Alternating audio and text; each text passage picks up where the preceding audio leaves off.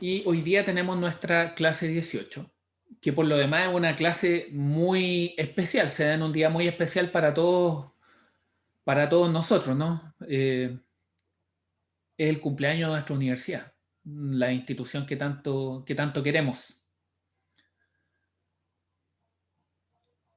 Y en ese contexto, aprovecho de hacer un llamado nuevamente, siempre le insisto con esto, a nunca olvidar el espíritu de servicio público que como Universidad de Chile tenemos, el tremendo rol que van a cumplir ustedes como ingenieros o en la línea de desarrollo profesional que deseen hacerlo,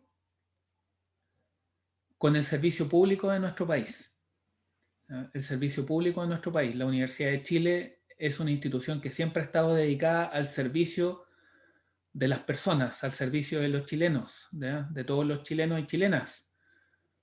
Y en ese contexto, el llamado es a siempre, ojalá, tener eso en el corazón una vez que se gradúen. ¿Ya? Estamos para servir a las personas, estamos para servir a nuestro país y estamos en una institución que afortunadamente nos permite y nos inculca el hacer eso. ¿Ya? Así que, bueno, con ese preámbulo damos inicio a nuestra clase de hoy. Aquí está el puntero. Voy a prenderlo. Y estábamos viendo asentamiento. Entonces tengo que pasar para acá. Estábamos viendo asentamiento. Y esto es uno es una diapositiva muy simple, pero tiene una frase que es simple pero poderosa. El asentamiento se observa en todo tipo de estructuras, en estructuras livianas y robustas. Y en ese contexto también habíamos conversado sobre el tema de los asentamientos diferenciales. Siempre los vamos a tener. No los vamos a poder evitar. Lo que tenemos que hacer es buscar controlarlos. ¿Ya? Los asentamientos, habíamos conversado, ocurren por cambios de volumen o distorsión del suelo. Y ahora empezamos a entrar en un detalle con respecto a los asentamientos instantáneos y los de largo plazo.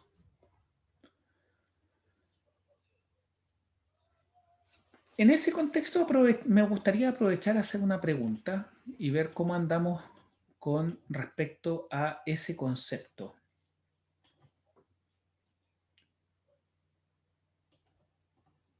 Las arcillas y las arenas ¿presentan todos los tipos de asentamiento o presentan diferentes tipos de asentamiento según el tipo de suelo? Me gustaría que alguien nos compartiera sus hipótesis respecto a esta frase respecto a esta consulta, en verdad, es una pregunta.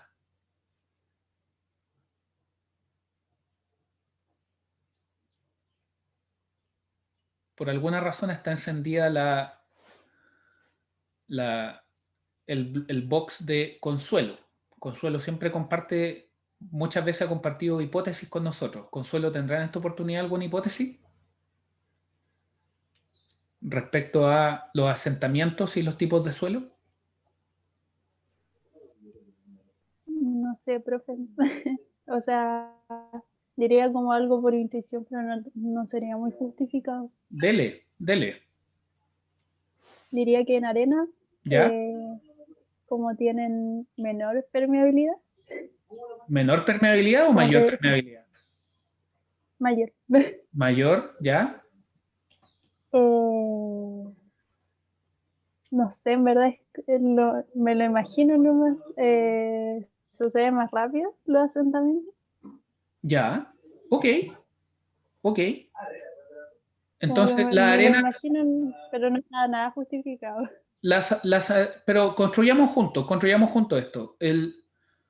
Las arenas, usted me dice que tienen permeabilidad alta, ¿cierto? ¿Pueden generar excesos de presiones de poro las arenas, Consuelo? No pueden. ¿Perdón? No pueden.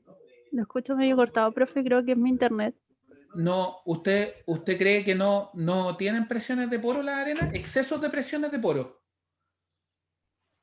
De geomecánica. ¿Las Eh, arenas pueden tener excesos de presiones de poro? yo creo que no. ¿Por qué no? ¿Por qué piensa que no? Ay, ahora ya no estoy segura. Cuál es la condición para que existan excesos de presiones de poro? Alguien que comparta con nosotros, ¿cuál es la condición que debe haber para que existan excesos de presiones de poros? Véalo desde una perspectiva experimental, también lo puede ver desde una perspectiva de terreno. ¿Qué creen?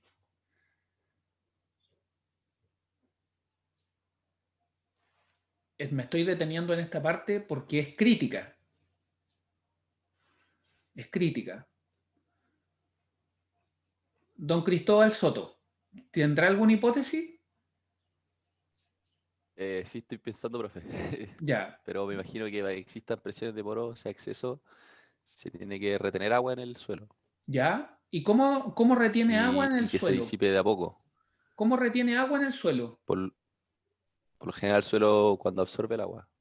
Ya, pero en términos de carga, ¿cuáles son las condiciones en las cuales se puede inducir una condición tal en que el agua quede retenida en el suelo, aun cuando se esté cargando, y que eventualmente me podría generar excesos de presiones de poro? Cuando un suelo está saturado, siempre hay presiones de poro. Lo que puede existir o no existir son excesos de presiones de poro, que es diferente. ¿Cuál debiera ser la condición para que tengamos exceso de presión de poros? Yo sé que ustedes saben, hay que conectar los puntos. ¿Cuáles eran los tipos de comportamiento que existían cuando estábamos en un triaxial? Don Cristian, En el caso no drenado, profe. ¿perdón? En el caso No, no drenado es donde se produce el exceso de presión. caso no ¿No drenado, se escucha bien? comportamiento, no sé, se le escucha un poquito bajo, pero se le escucha. Comportamiento no drenado. Comportamiento no drenado implica, ocurre cuando existe una condición de carga tal que el suelo, ¿cierto? O planteémoslo de esta manera, la condición no drenada existe cuando se da una condición de carga tal que la carga que se aplica es más rápida que la capacidad del agua de drenar de la matriz de suelo. Cuando ustedes tienen esa condición, el suelo lo que hace es que responde de una manera no drenada, lo que implica que el agua no puede escurrir. Cuando el agua no puede escurrir y tiene una carga externa, el agua reacciona con exceso de presión de poros positiva, y eso es un exceso de presión de poros por sobre la hidrostática. Cuando eso ocurre, ¿ya?, el exceso de presión de poros se desarrolla y este exceso de presión de poros es positivo, el confinamiento efectivo disminuye. Y si el confinamiento efectivo disminuye, muchas propiedades del suelo se ven afectadas.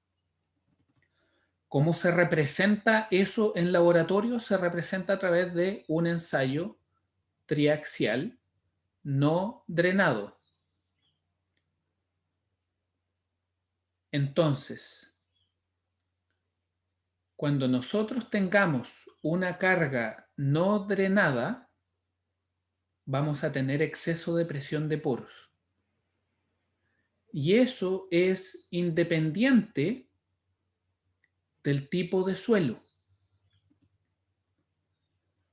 Tanto una arcilla como un limo como una arena pueden presentar excesos de presiones de poros, tanto negativos como positivos.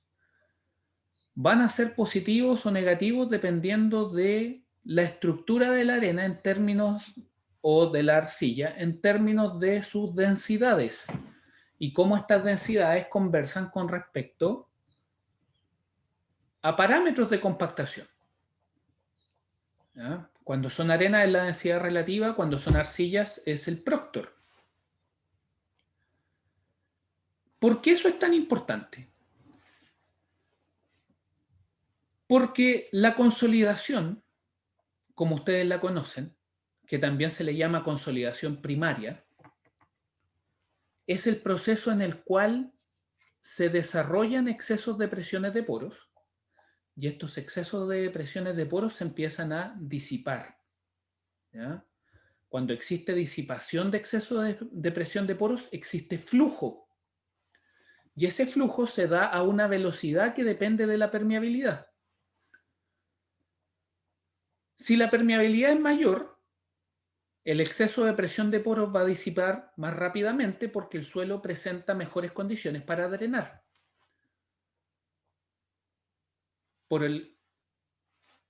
En caso contrario, si el suelo tiene una permeabilidad menor, lo que implica que los espacios intersticiales para que el agua escurra son pequeños, eso implica que los excesos de presión de poros se van a dar de manera lenta. En ese contexto, las arenas en general, la mayoría de las veces, por decirlo, no quiero entrar en un porcentaje, no es necesario, simplemente las arenas drenan mucho mejor que las arcillas. Pero ambas tienen consolidación. Lo que pasa es que la consolidación en las arenas es muy rápida. Y es muy rápida con respecto, en particular, con respecto a las arcillas. Pero las dos presentan un fenómeno de consolidación primaria. Y posteriormente a la consolidación primaria, cuando todos los excesos de presión de poros se han disipado, ¿cierto? Y se vuelve a una condición de presión de poro hidrostática, sin excesos, lo que ocurre en esa condición es que empieza a ocurrir el fenómeno de consolidación secundaria, entendido como el fenómeno de consolidación producto de los mecanismos de interacción particular que existe entre los granos de suelo, ya sean de arcillas o de arenas. Ese fenómeno, que se conoce como consolidación secundaria o creep o envejecimiento también, en el cual existe una carga aplicada de manera constante y se detectan cambios volumétricos y deformaciones, son mecanismos físico-químicos, no son mecanismos de drenaje. ¿Ah? Eso es súper importante. Esos son principalmente los dos asentamientos que ustedes conocen, pero hay un tercero y es el asentamiento instantáneo. El asentamiento instantáneo es el asentamiento que se da por el solo hecho de cargar el suelo. Eso quiere decir de que nosotros tenemos una estructura, independiente que esté saturada o seca, se le aplica una carga, esa carga va a tener un asentamiento instantáneo que ocurre solamente por el efecto de la existencia de una carga. Ese asentamiento se aborda desde una perspectiva teórica, con teoría de elasticidad. Y por eso muchas veces ustedes en los libros lo van a encontrar como expresado como lo que se denomina el asentamiento elástico. ¿Ya? Entonces, en todo tipo de estructura de suelo, usted va a tener tres tipos de asentamientos. Va a tener el primer asentamiento, el que ocurre inmediatamente por la aplicación de la carga. Ese va a ser el asentamiento instantáneo o elástico. Usted va a tener un segundo asentamiento, que es el asentamiento por consolidación. El asentamiento por consolidación está dado por el proceso de disipación de los excesos de presión de poros. Y por último, usted va a tener el tercer tipo de asentamiento, que es el asentamiento secundario, consolidación secundaria, dado por el fenómeno de consolidación secundaria, en el cual existen fenómenos de interacción entre las partículas del suelo. Súper importante eso. ¿Ya? El asentamiento elástico va a depender de las propiedades del suelo, las propiedades que usted va a determinar a partir de la caracterización geotécnica. El asentamiento primario, ¿cierto? El asentamiento por consolidación primaria va a depender de las propiedades de permeabilidad del suelo y cuán rápido es capaz el suelo de disipar o no los excesos de presiones de poros que hayan. Y el secundario va a estar dado por este fenómeno de consolidación secundaria que estamos conversando. ¿Ya? Dedito arriba que ese concepto se entiende, porque ese concepto es fundamental para nosotros.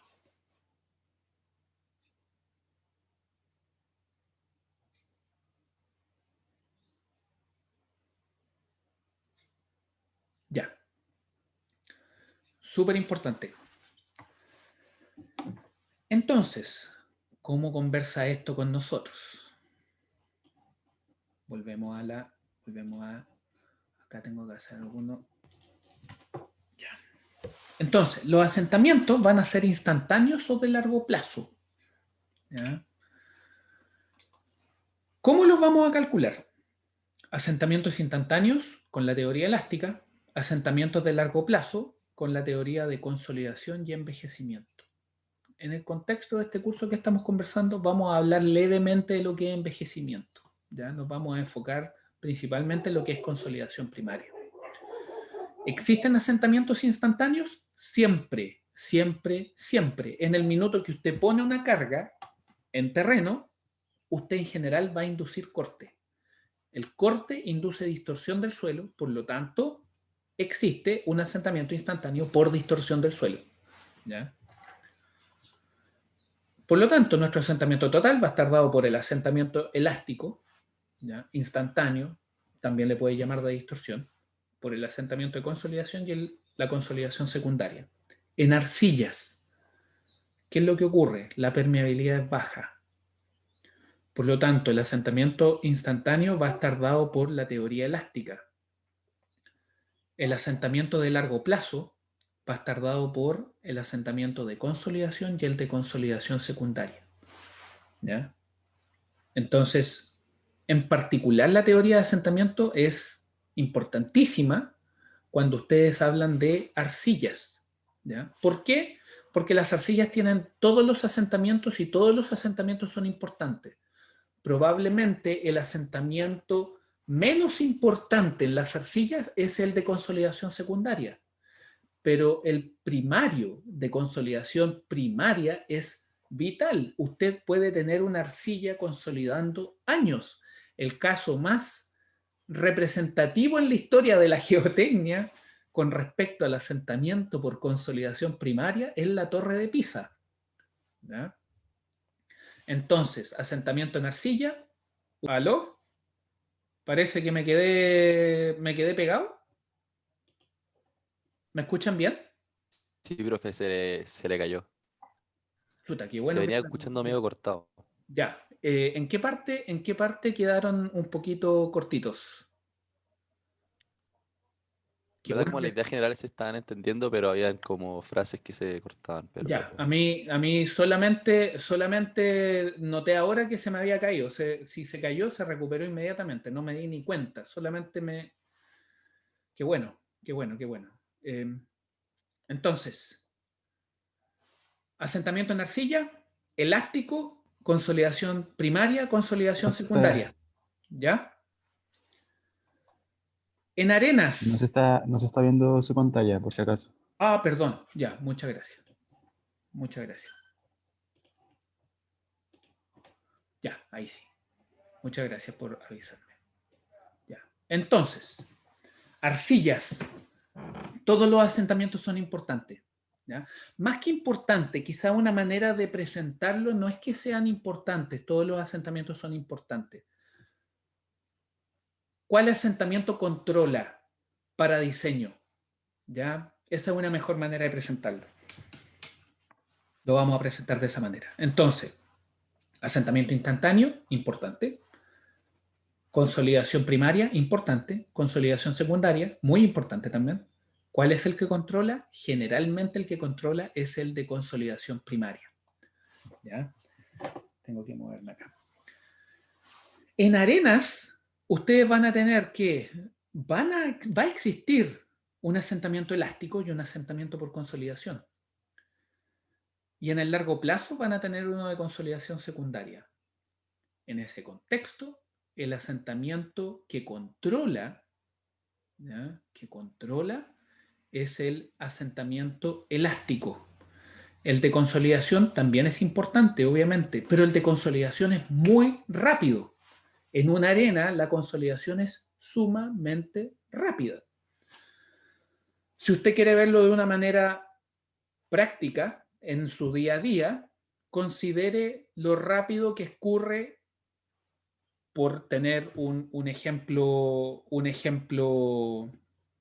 muy del día a día, cuán rápido puede escurrir un fluido a través del arroz o cuán rápido puede escurrir un fluido a través de los porotos. ¿Ya? Esa es una manera de verlo.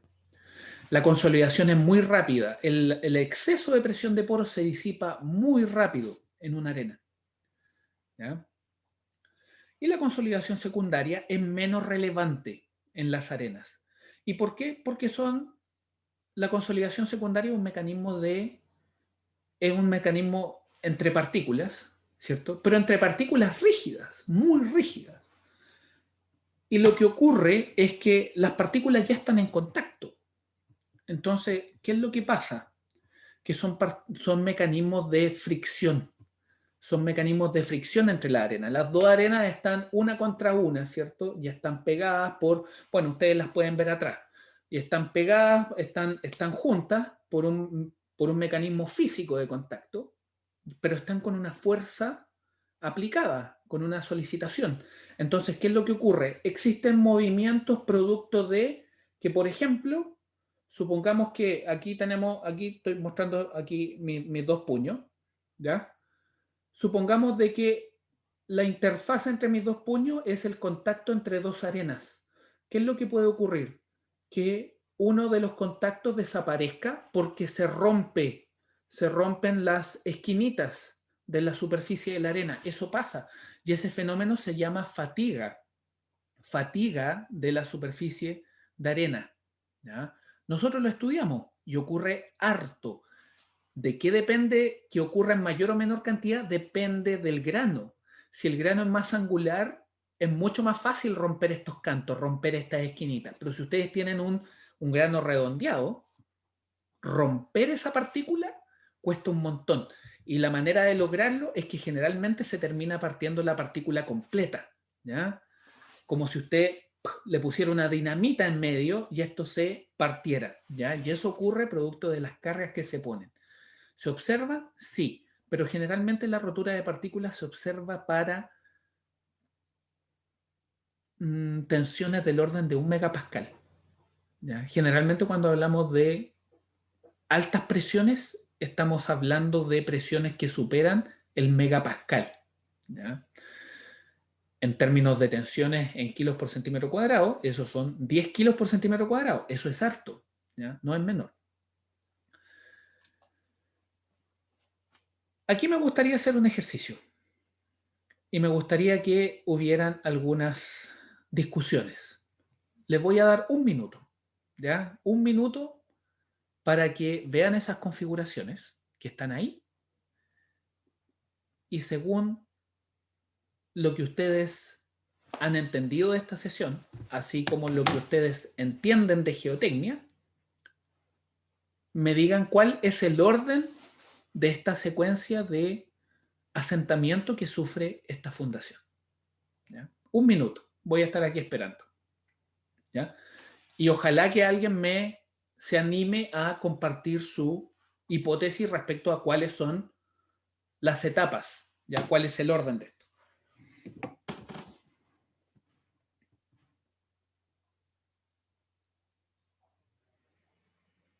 Vamos a poner cronómetro. No, un minuto. 12:32.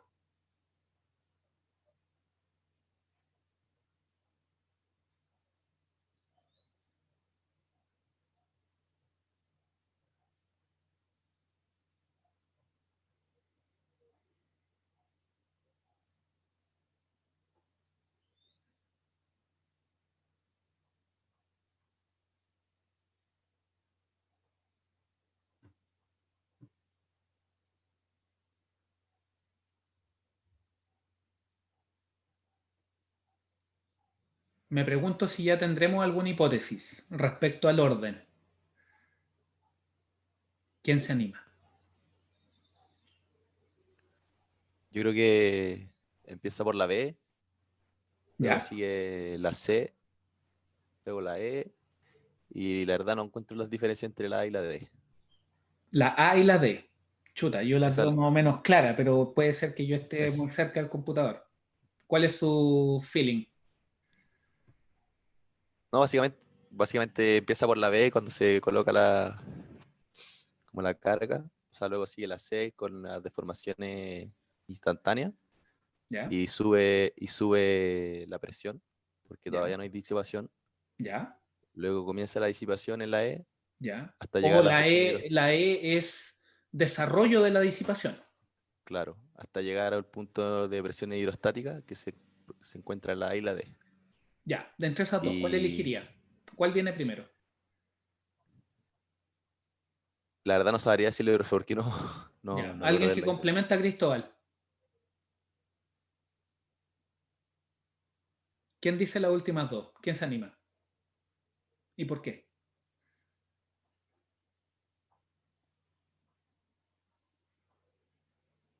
Cristian, Consuelo, Luis.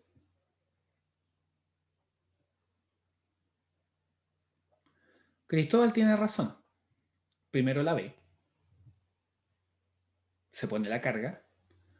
Después ya la carga, se pone la carga ya formal, ¿no? Y ocurre el exceso de presión de poro. En la E, el exceso de presión de poro, esto se sigue deformando, está deformado un poquito más que en C. Y el exceso de presión de poro ha disminuido. Después viene la A, pero es un tema gráfico, ¿no? Cristóbal estaba en lo correcto. Después viene la A. ¿Por qué? Porque se deforma un poquito menos agudo que en la D. En la A es el fin de la consolidación primaria. Ustedes lo que ven es que ya el exceso de presión de poro se ha disipado y el nivel de agua es exactamente el mismo que al inicio. ¿Ya? Está a nivel de terreno. Y en la D existe una deformación un poco más acentuada que en la A, y esa deformación se produce por el efecto de la consolidación secundaria. ¿Ya? Bien, muy bien, Cristóbal. Eso es. ¿Ya? ¿Cómo afecta la rigidez? La rigidez afecta. ¿Ya? La rigidez depende del confinamiento. En particular, eso es particularmente cierto en las arenas. En todos los suelos es lo mismo, pero las arenas son particularmente sensibles al efecto del confinamiento para tener rigidez.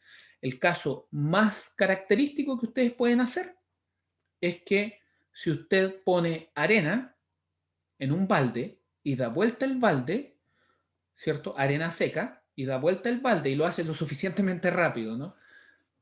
Usted puede retener la arena y la arena adquiere una forma, pero para eso necesita el confinamiento que le entrega el balde. Sin embargo, si usted saca el balde, la arena se desploma. ¿Ya? ¿Y por qué ocurre eso? Porque la arena, ante la ausencia de confinamiento, no presenta rigidez. ¿Ya? Eso es sumamente importante en una arena.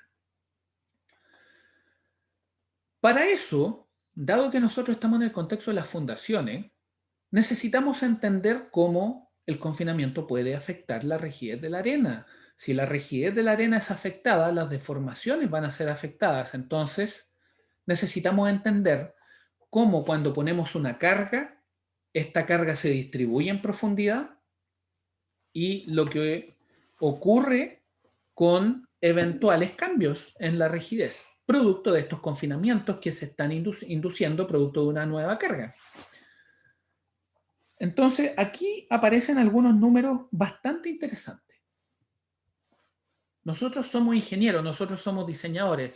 Yo soy ingeniero, entonces yo soy aplicado, busco hacer cosas aplicadas. ¿Ya? También tengo labores de investigación, por supuesto, pero soy ingeniero, entonces apunto mucho toda mi práctica hacia lo que es diseño. ¿Y qué es lo que observamos? Fíjese acá. Y eso explica algunas decisiones que ustedes tienen que tomar cuando ustedes hacen su caracterización. Ustedes fíjense acá. Ese circulito en rojo tiene una profundidad. Indica una profundidad. Y esa profundidad está relacionado con el ancho de la zapata que ustedes van a tener o con la extensión de la carga vertical que ustedes tienen en superficie. Y aquí, para aquellos que no la pueden ver muy bien, esto es 2B. ¿Ya? ¿Qué significa eso? Que cuando usted pone una zapata, el efecto que esa zapata va a tener no es solamente en el punto donde usted la pone. En el punto donde usted la pone es probablemente donde va a tener el efecto más grande. Pero esa zapata va a tener una influencia hasta algún grado de profundidad. Si usted considera este bulbo que se genera cuando usted tiene 2B, implica que la carga se ha decrecido a un 0,1 de la carga en Z igual 0. Por lo tanto, cuando usted asume que el efecto de poner su fundación tiene un efecto en una profundidad de 2B, no es que en 2B esto se acabe. De hecho, teóricamente, esto llega hasta mucho más abajo.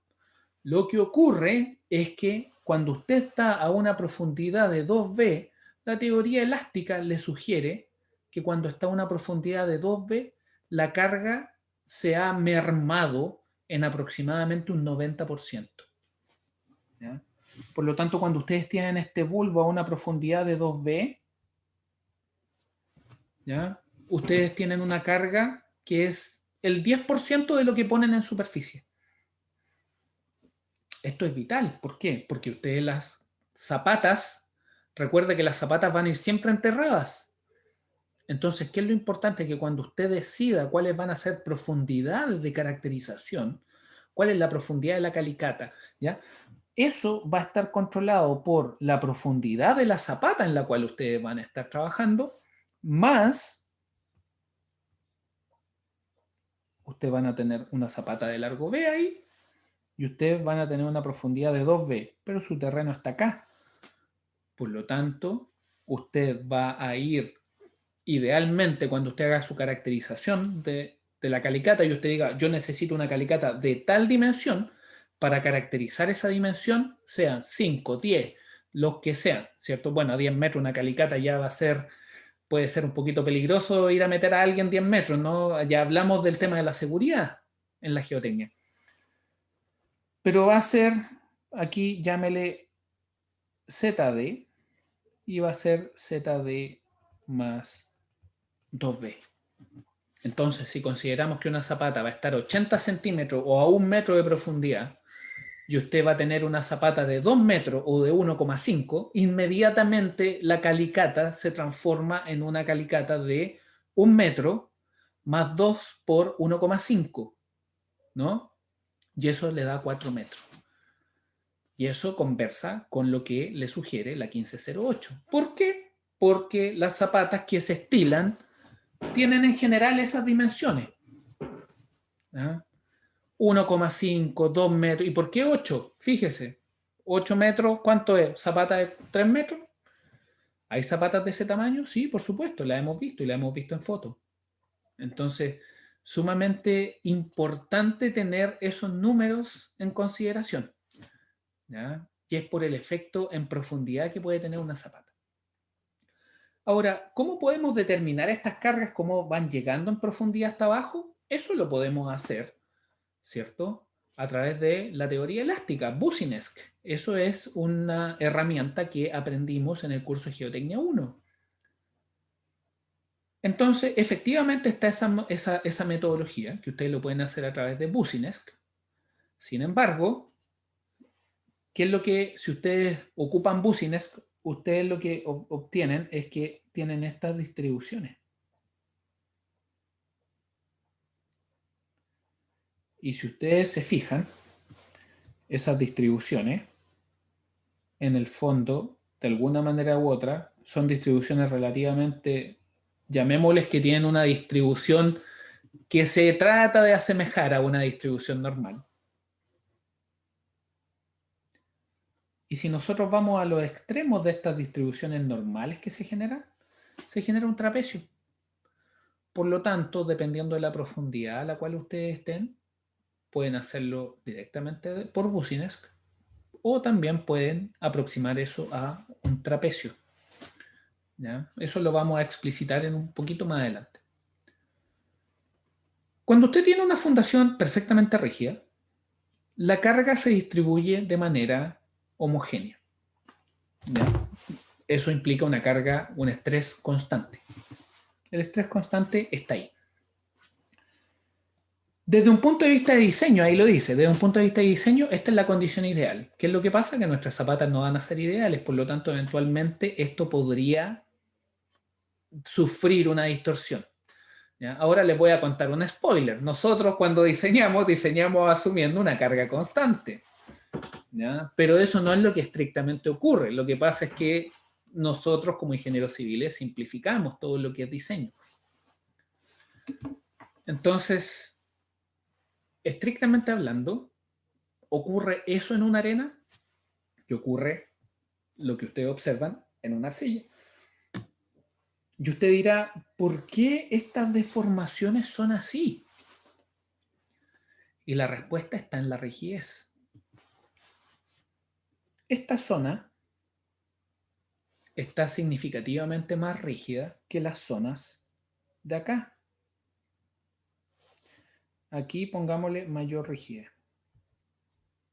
¿Y por qué? Porque hay mayor confinamiento. En estas zonas el confinamiento se pierde un poquito. Entonces, al perder un poquito de confinamiento con respecto al centro, obviamente toda la carga está concentrada en la zona media. Entonces, ¿qué es lo que ocurre? Ustedes vieron cómo estas cargas se diluyen un poco hacia la izquierda, ¿no? Hacia la izquierda a la derecha, en la zona extrema. Entonces, ¿qué es lo que ocurre? Que aquí, al perder un poco de confinamiento, la rigidez baja. Al bajar la rigidez, usted tiene que sigma igual E por epsilon. Por lo tanto, si usted baja su rigidez, aumentan sus deformaciones, y es por eso que la deflexión en estas zonas es levemente mayor que en el centro. ¿Ya? ¿Qué es lo que ocurre en las arcillas? Las arcillas también están afectadas por el tema de la rigidez, pero existe una ventaja con respecto a las arcillas, o las arcillas tienen una ventaja con las arenas, mejor dicho. Y es que las arcillas en general en terrenos se encuentra que son más homogéneas. Entonces, ¿qué es lo que ocurre? En términos de rigidez tienen una condición más homogénea. ¿Ya? Y en ese contexto, y dada la naturaleza de las arcillas de formarse mientras mayor carga hay, ¿ya? Es que se deflectan más al centro. ¿Ya? No es sencillo de entender, sobre todo por el hecho de que hay que entender la relación que existe entre el confinamiento y la rigidez. Sin embargo, eso es un concepto que se debe madurar bastante más. ¿Ya? Un curso donde ustedes pueden madurar aún más ese concepto, ¿cierto? Este es un curso de fundaciones, no estamos yendo a los fundamentales de lo que es el comportamiento de suelo. 2 cursos de sugerencia, dinámica de suelos, ¿ya?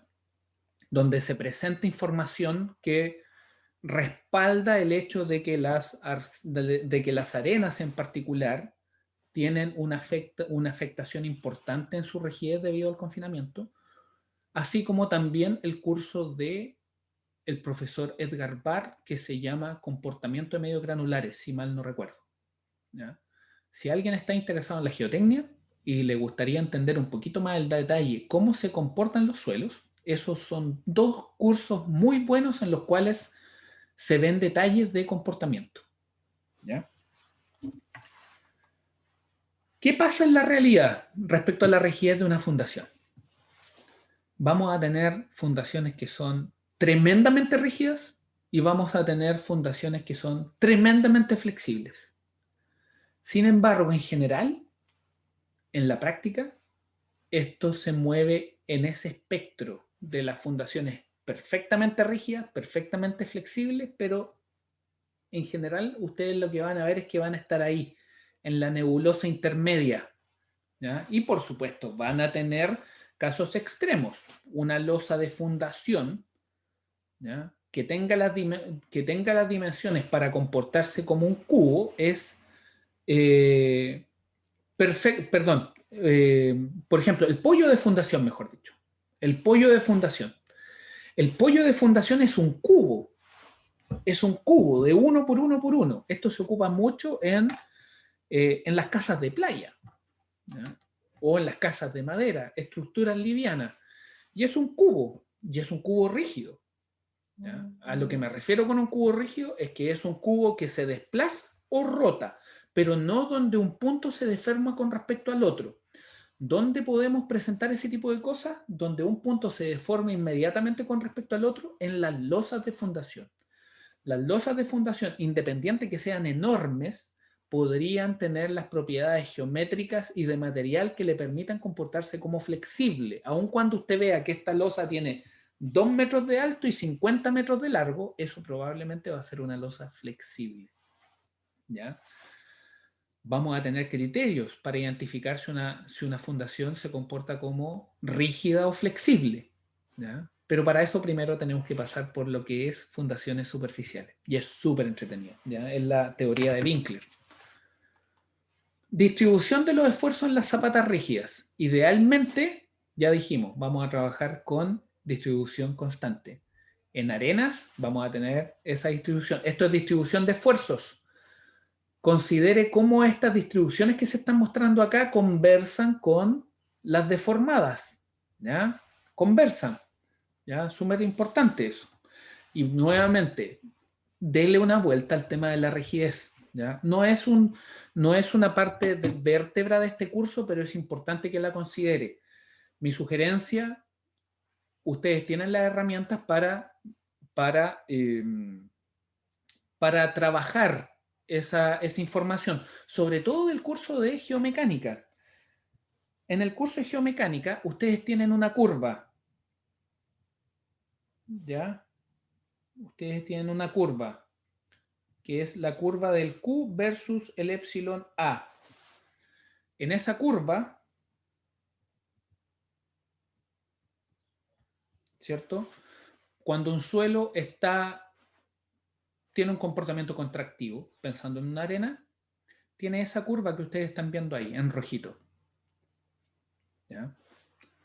Ahí ustedes pueden definir, en la primera porción de la curva, pueden definir una zona lineal.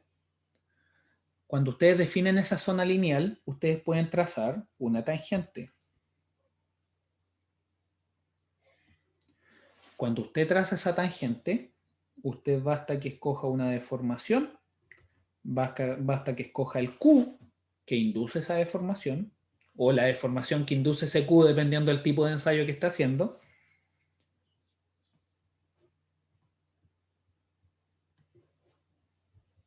Y con eso usted puede tener un módulo de deformación, ¿ya? Recuerde que nosotros no le llamamos módulo de Young, es módulo de deformación. Para los geotécnicos esto es módulo de deformación. Y si usted hace eso para varios ensayos, ¿ya? Usted puede llegar a una relación que existe entre la rigidez y el confinamiento, ¿ya? Mi sugerencia, hágalo, ¿ya? Hágalo. Esa es mi sugerencia. Súper importante. El tema de la rigidez es importantísimo para lo que es el comportamiento de suelo, ¿ya? Entonces, para efectos prácticos de diseño, vamos a asumir una distribución uniforme. Y para los cálculos de asentamiento, tenemos que entender el efecto de la fundación en profundidad, que es la teoría que ustedes revisaron en consolidación primaria, ¿ya? Cuando ustedes ponían una carga y aplicaban búsines y ustedes decían, ¿en cuánto aumenta esta carga a tal profundidad? Listo, ahora calculemos la consolidación. Todas esas cosas son importantísimas para lo que es, ¿ya? El estudio de diseño de fundaciones. Recuerde que para diseño de fundaciones nosotros vamos a calcular que para prevenir dos situaciones, que las fundaciones fallen por capacidad de soporte o que las fundaciones fallen por asentamiento excesivo. Por lo tanto, es sumamente importante que nosotros hagamos esto muy bien, ¿ya? Forma general.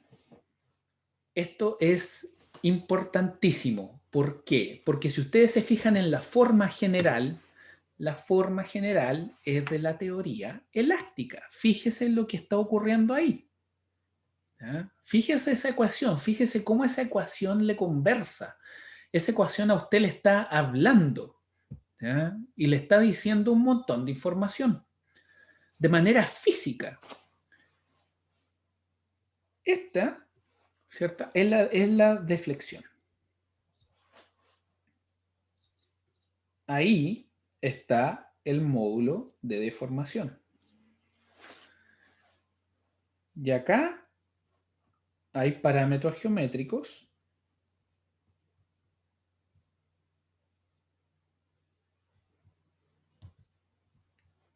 y de carga. Ahí vamos a borrar esto acá. Ahí, y vamos a encerrar esto acá. Y estos de acá son coeficientes. ¿Ya? Cálculo general. Cálculo de tensiones en superficie. Vamos a ver cómo esa tensión se distribuye en profundidad. Vamos a calcular los parámetros de deformación. En ese contexto es súper importante que sepan cómo calcular el módulo de deformación de ensayos. Porque ustedes le van a entregar ensayos. Les van a entregar o ensayos de SPT o de CPT o triaxiales. Y ustedes van a tener que tienen que aprender a calcular eso. ¿Ya? Ustedes calculan las deformaciones por profundidad. Ustedes integran las deformaciones obtenidas en la profundidad de influencia y con eso ustedes obtienen el valor total de su deflexión. Antes de avanzar con esto, me gustaría que chequeen este punto. Fíjese lo importante que es esta ecuación. En vista de la hora, que no nos queda mucho tiempo para seguir conversando hoy día, veamos cómo es que nos está conversando esa ecuación. Usted sabe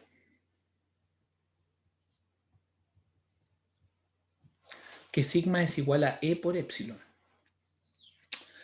El sigma es una fuerza partido por un área. Por otra parte, usted sabe que usted tiene un módulo de deformación. Y usted tiene que el epsilon es la deformación unitaria. Y aquí es donde viene lo interesante. El epsilon es, llamémosle W, que es nuestra deflexión, ¿cierto? Es lo que el cambio de largo que existe, dividido por el largo inicial. Pasemos para acá. El F es su carga por el tamaño de su fundación. El A, ¿cierto? El A es el área. Dejémoslo como A. Dejémoslo como A. No importa. Dejémoslo como A. ¿Ya? Y el E es la deflexión partido por el omega 0. Ese omega 0, fíjese que esta es una ecuación que nosotros ocupamos en mecánica de sólido. Y cuando hablamos de mecánica de sólido, estamos hablando de un sólido. Estamos hablando de una barra, estamos hablando de un cuadrado, estamos hablando de un elemento que nosotros conocemos. Sin embargo, si usted, y aquí no nos queda mucho espacio, si usted se fija en una fundación, lo que se deforma es este suelo que está acá. Y a este suelo que está ahí, eso no es un sólido, es un medio granular. Y además a este medio granular, las cargas que le llegan se van diluyendo en profundidad. Entonces la pregunta es, ¿cuál es el omega 0? ¿Cuál es el omega 0?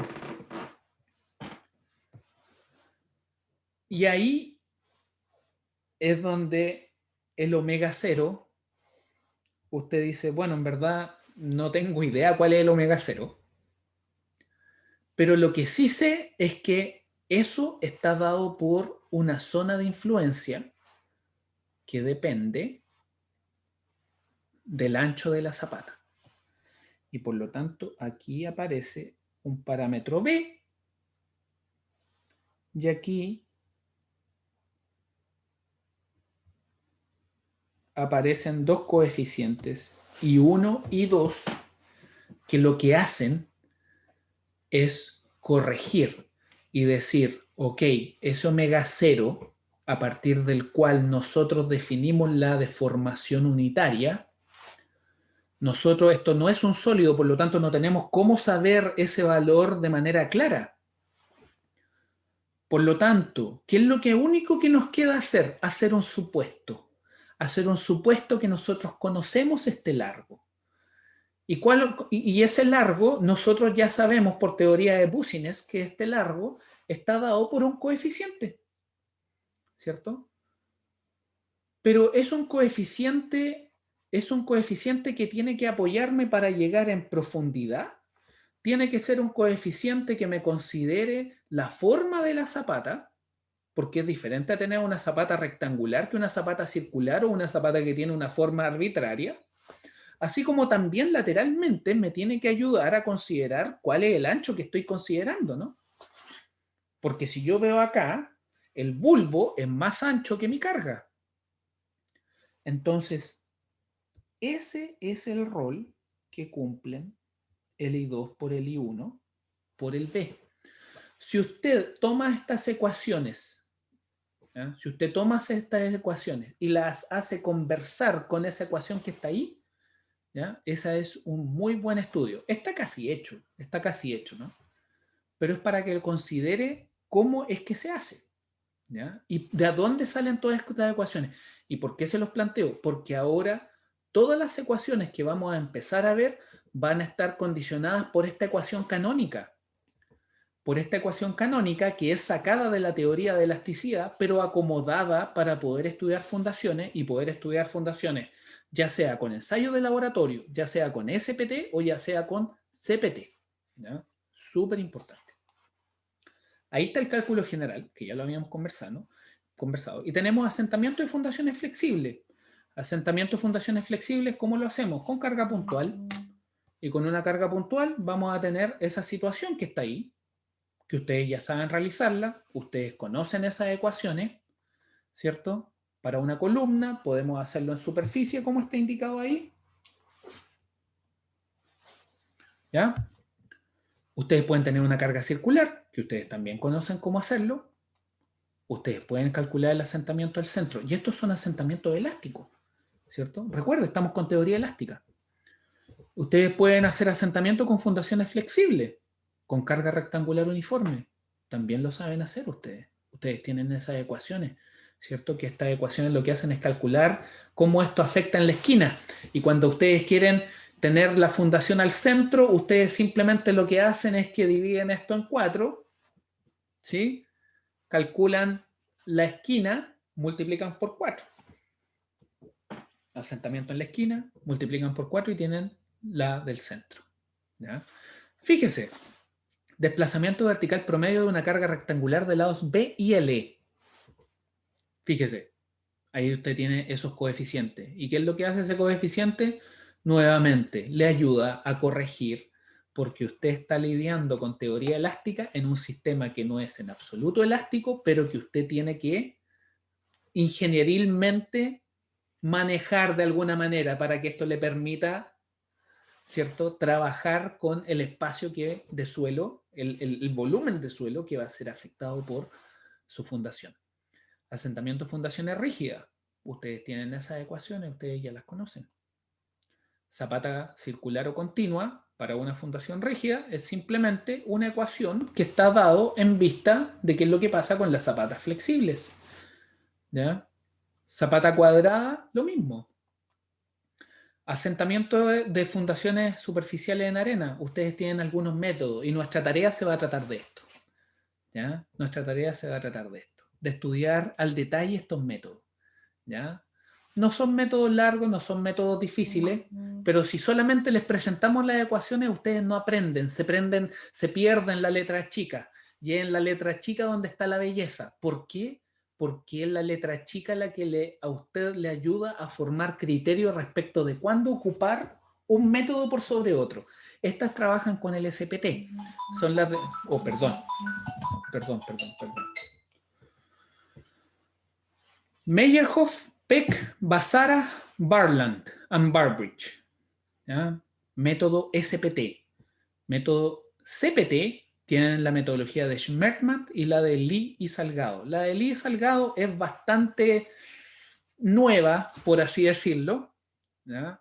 Y la otra ventaja que tienen todas estas metodologías es que, aquí tengo permiso, tengo que poner esto en silencio.